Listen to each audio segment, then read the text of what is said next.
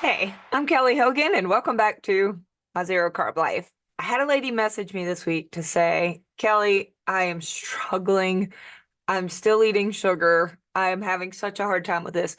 I keep starting and then I fall off the wagon. I start again. I fall off the wagon. I can even put it together for a week sometimes and then back off the wagon. And she said, quote, I wish I was more like you.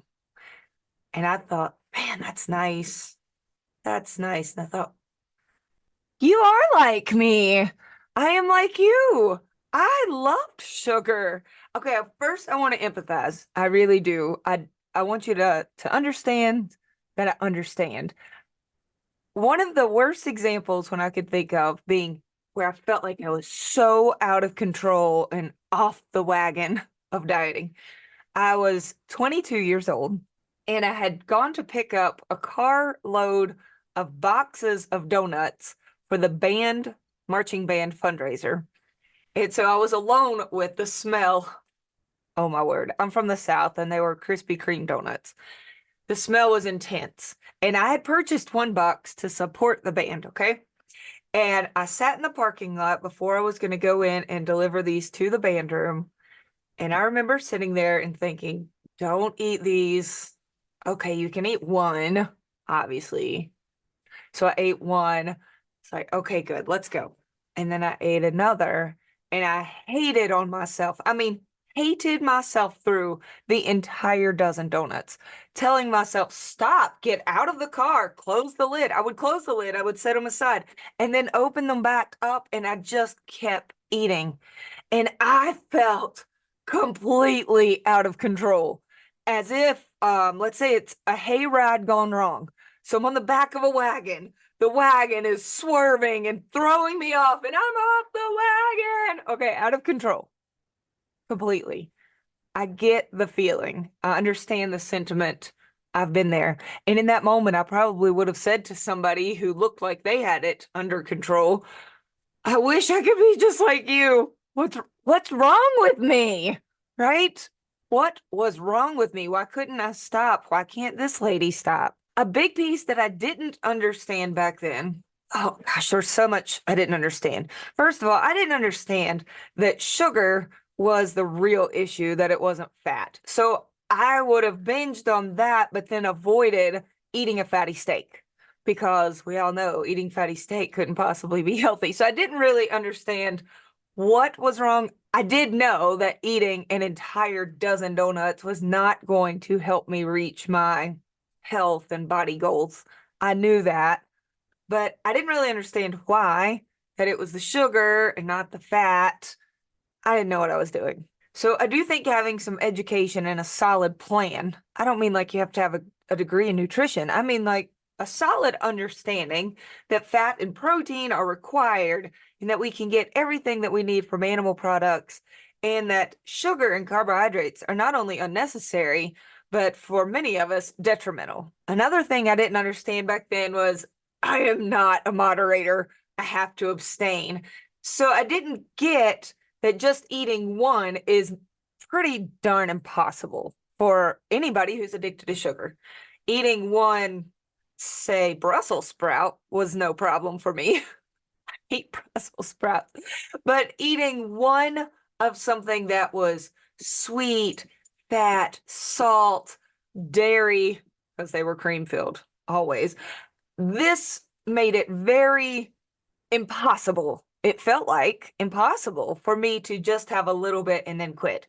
So also through the years, I came to understand it's easier for me to have none, to not taste it whatsoever, nothing, than it is to have just a little bit. Can't do it. So one of the first things I would tell this woman who messaged me, Amy, expecting yourself to ever be a good little moderator when you have to abstain from foods that were literally created to be impossible to moderate. They're created to be addictive. And then blaming yourself for not being able to just have a little bit. Let it go, baby. You're not broken. It's this food. It is not nourishing to you. You can eat and eat and eat it, and it just makes you want more and more and more. That's by design. The second thing I would tell Amy is Fill your body up with nutrition.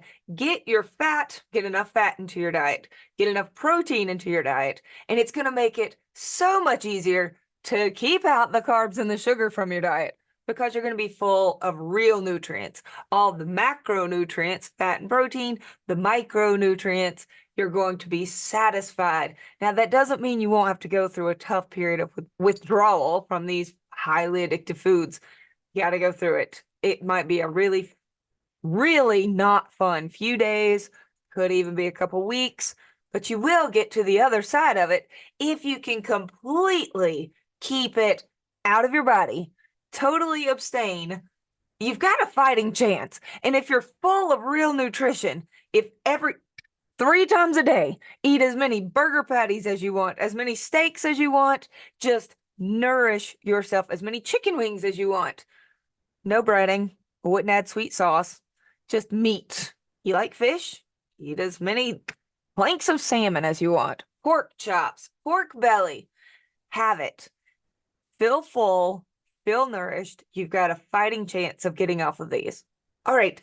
When Amy said to me, I wish I was more like you, it also brought up this thought. I had this same addiction within me. The reason I say I am you, you are me, we're the same. I have that same tendency. I had that same addiction. I ate probably the same food she's struggling to quit right now. There is nothing special about me. I'm just a lady. She's a lady. I'm a lady. We both were addicted to something. We both got some knowledge. This lady understands now. Sugar is not working for her. I was told by my doctor, you've got to cut this out. You're highly inflamed. It's from excessive carbohydrate intake. Eat meat. So we both got the knowledge. Great. I think she has some hope that it could work for her. I hope she has hope. Hope is very important. If you don't believe it's going to work, you're never going to stick to anything. My doctor really made me believe this will work. Cut it out. Come see me in a year. He was right. It really did work. Not because I am special or have some supernatural ability. I simply started making very different choices. Now, here's the problem with making choices. Much of what we do throughout the day is autopilot. I've been told that, like, what do they say? Like 90% of our thoughts are thoughts that we've had over and over before. Much of what we do, we don't even think about it. We're just autopilot, just going through the day. We make the coffee, drink the coffee, make the food, eat the food. We say things, we talk about the weather. We repeat so much. I feel like that's true. I feel like I've said some of this before, in fact. Okay, but some new stuff is coming. When we are in autopilot, we're not consciously deciding what we are going to eat or do or say or hand motions. We're not actively choosing. So I've recently been thinking about the idea of actively choosing everything that I do. Now, not everything. Actively choosing, I am going to turn to the left, make it more conscious, make it weird. I am choosing to wear this shirt today. I am choosing to curl my hair today. I am choosing this lipstick today. And I know that may seem like, okay, good job. What does that do? It gets us in the habit of understanding that all of this is choice. You were choosing it all along. You just weren't aware that you were choosing it all along. You were just kind of autopilot. I think I'll do this. I think I'll do this. Zombie mode. We just stay in this zombie mode. And next thing you know, we're at the fridge and we're in zombie mode, or the pantry in zombie mode, and we're just eating. And afterwards, we're like, why did I do this? I have fallen off of the wagon. So I don't know if y'all know Coach Bronson. He's been on my channel before. I follow him on Instagram. Really good guy. I hung out with him in New Jersey and Costa Rica. Coach Bronson the other day said, I don't ever want to hear one of my clients say that they fell off the wagon. He said the implication is that there's this wagon and you're hanging onto the back of it and someone's driving this wagon and you're like, oh my gosh, I'm falling off the wagon. And then next thing you know, you're just like in what we call the carb ditch. You're just in this ditch and you say, I slipped. I fell off the wagon. He says, I'm sorry. There's no one else driving the wagon. Ma'am, that is your wagon. You bought the wagon, you own the wagon, you're driving the wagon. If you got off of it, it's because you pulled the wagon over and you chose to step off of this here wagon because it's yours. That's your wagon. I love that. But in order to really take full ownership of our own wagon, I think it starts with daily, throughout the day, many times, realizing I am choosing this. Okay, this makes me think of something else. My kids used to say this to me, and they no longer say it because I've really taught them. I hate that. They used to say, "Oh, sorry, Mom, you can't eat that." Or my husband might say, "Oh," he'd read the ingredients, go, "Oh, sorry, you can't have this." I would go to someone's house and they would cook food and go, "Oh, sorry, you can't have the chicken wings. They have breading." "You can't have this, Kelly. You can't have that, Mommy." "Oh, can't I? I surely could. I could eat anything I want to right now. I'm a grown adult. Watch me." So something in us, I think, has this rebellious spirit. I would say it's just me, but I know it's not. I know it's not.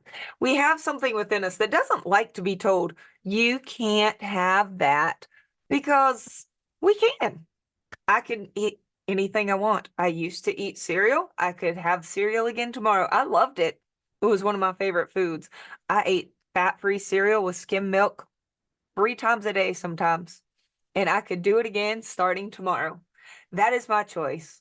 And I would be choosing with it though, because now it would be an educated choice. Now I understand. Oh, I was avoiding the fat, which does not actually hurt me. It's so good for my hormones. The dietary fat was not the problem, but I would be choosing the sugar, which would elevate my glucose again. And I would be choosing the inflammation that came with all of those grains and seed oils and junk that was in the cereal. By choosing that food, I would be choosing to go back to obesity, boils, the pain that I used to have from costochondritis, where my sternum, the cartilage that connects my sternum and rib cage, would be so inflamed that I would curl up in fetal position and I would just try to breathe. I mean, have any of you ever had costochondritis? I know it sounds like something made up. It's not. It's not. If you have, comment below what that feels like an elephant sitting on your chest. Awful. I could choose that life again and put it in a bowl. Done. I choose not to have it. So when somebody says, "Oh, Mommy, you can't have that," I say, "I could. I choose not to." It may seem like a very small distinction, insignificant, but it's big because we are owning our choices. I'm not just going through the day following a set of arbitrary rules. I'm not telling myself I can't, I can't, I can't. Instead, I like to feel like overwhelmingly blessed to be able to eat the way that I do. Look what I can have. I get to eat the most delicious foods on the planet. I get to eat steak and chicken wings and pork chops and pork belly and omelets, fried eggs, butter. Oh, I am so lucky. It's not that I can't have these other foods. I am choosing to have joy in missing out on them because I also get the joy of missing out on addiction and the joy of missing out on the pain that I used to have. I wasn't even able to have children back then. I didn't even have a menstrual cycle for 2 years. I have so many struggles that I now get the joy of missing out on and also the joy of eating delicious meat, that I get to make the choice every day of what to eat. And what I want all of you, everybody, to understand is we are all day long choosing for ourselves every bite that we take. Unless someone watching is in some type of weird hostage situation where you are being force-fed, and I'm not aware of it, call the authorities. But most of us are feeding ourselves. No one is making that call for us. There's no one driving your wagon. So I think that being very aware that all day long, choosing foods that we do not have to worry so much about moderating. So giving ourselves that fighting chance, choosing the foods that give our body the best nutrition, and then being aware that every choice in life comes with a consequence, and every food that I pick comes with a consequence. That awareness, and then practicing the idea of, I choose this. I choose this for good or for bad. If you are going to eat something that you know will cause you harm, okay, so I know that I don't feel great after I eat carnivore ice cream. It's just a bunch of heavy cream and egg yolks. There's no sweeteners. It doesn't cause me anything horribly intense that it takes days to get over. But I know I feel a little bit icky, and then I just want more and more. I tend to overeat it. It's not great for my skin. There are times when I really want the carnivore ice cream. My daughters both just had birthdays, and that was a request. So I waited till there was one bowl's worth left in the bottom of the ice cream maker. And I said to myself, I know that this will probably make me feel a little bad, but I've waited till the end, and I'm choosing to eat this. And I did it with a full awareness that I may not feel as good. Also awareness that I made a good choice to wait till the end. So I couldn't just eat, 4 bowls. It was the end. I did feel a little meh afterwards, but it was okay.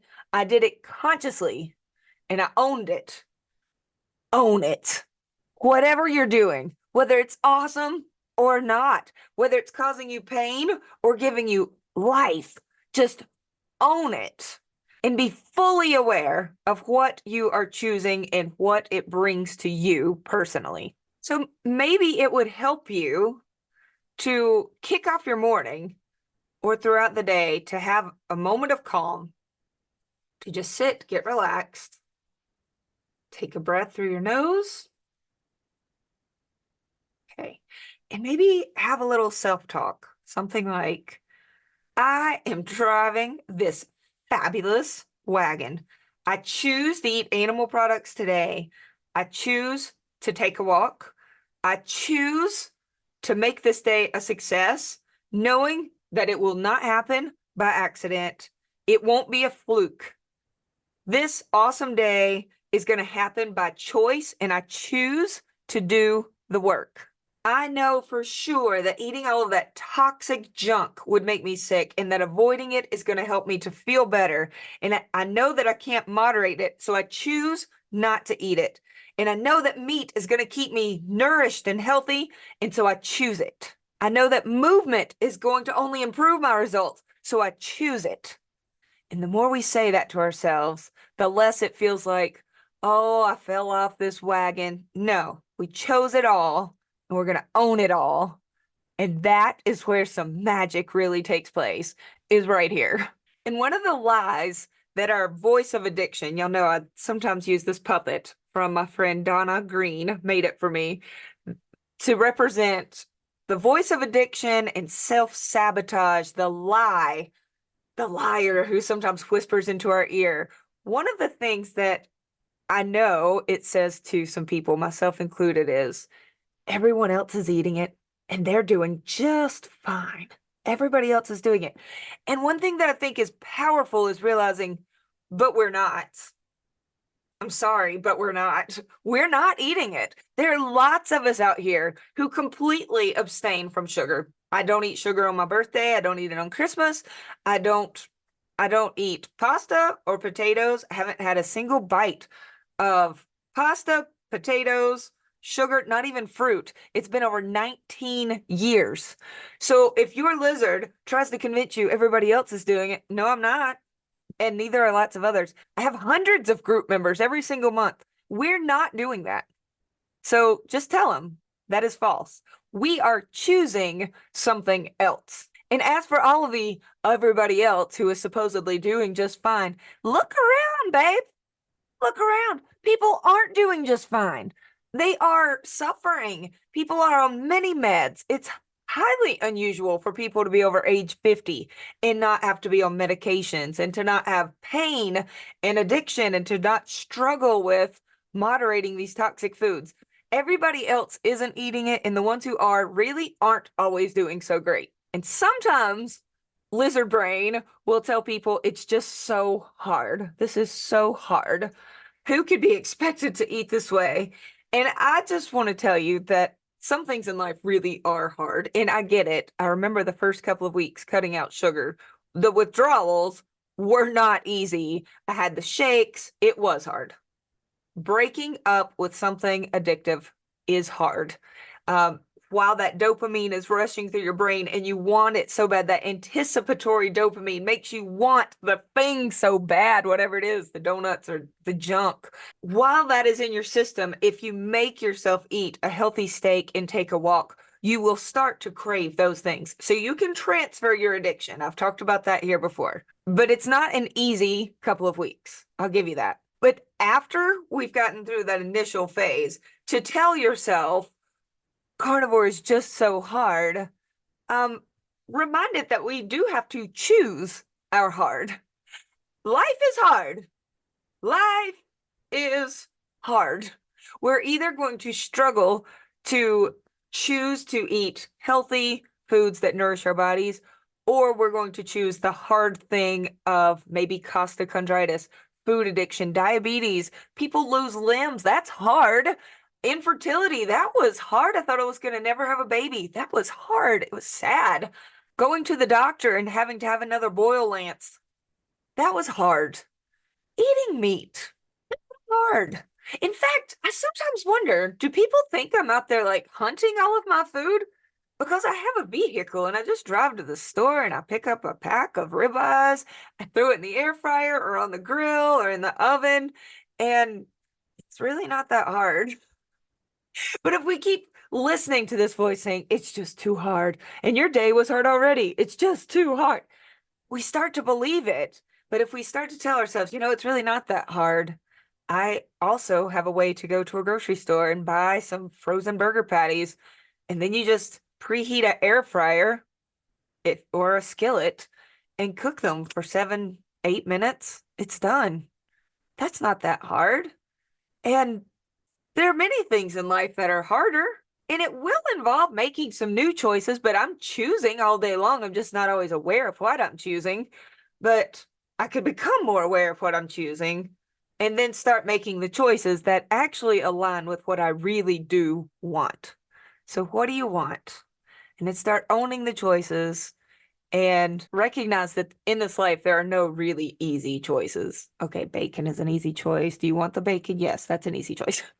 But in life, we do have to choose the outcome. And sometimes it requires us almost always to prioritize more the long-term results versus this short-term pleasure.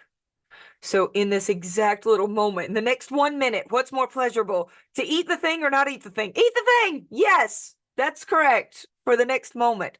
Long-term, what's going to give you more pleasurable results? And it's the long-term results in prioritizing your future self through every single little everyday choice that will then lead somebody to look at you and say, I wish I was like you. I wish I was like you, because you have this superpower, and you'll be able to look at them and realize it was every single little daily choice that added up to something great. And you won't see the results every day. You won't. I've known people to make amazing choices on food and movement, and sometimes they saw almost nothing change for months. And in a few cases, I've even seen it take a couple of years before you really even see a big benefit. But it will happen. There is zero chance that if you take control of your daily eating and add in some walks and make these choices that we all know will pay off, there's zero chance that it's not going to get better. Things are going to get better, right? I'm pulling for you. If you need group support, for heaven's sakes, join me. It helps to look at a screen full of other people who go, yeah, I'm not eating that stuff either. And it was a struggle, and here's how I made it through. In finding out about other people's breakthroughs and surrounding yourself with people who are on a similar path, who are doing well and want to help you do well too. So if you'd like to join us, there's a link below. All right, thank you for joining me today. As always, eat the meat, save the human. Bye.